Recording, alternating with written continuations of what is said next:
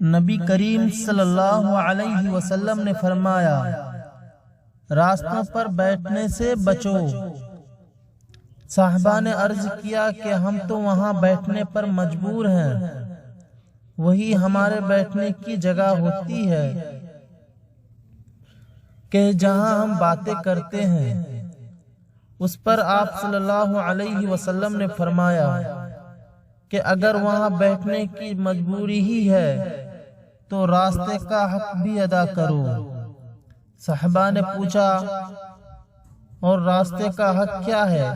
آپ صلی اللہ علیہ وسلم نے فرمایا، نگاہ نیچی رکھنا، کسی کو ایذائی دینے سے بچنا، سلام کا جواب دینا، اچھی باتوں کے لیے لوگوں کو حکم کرنا اور بری باتوں سے بچنا۔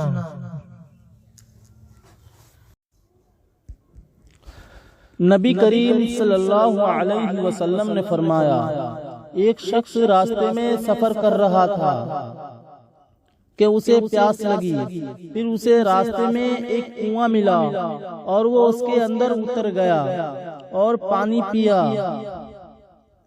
جب باہر آیا تو اس کی نظر ایک کتے پر پڑی جو ہانپ رہا تھا اور پیاس کی سختی سے کیچڑ چاٹ رہا تھا۔ اس شخص نے سوچا کہ اس وقت یہ کتا بھی پیاس کی اتنی ہی شدت میں مبتلا ہے جس میں میں تھا۔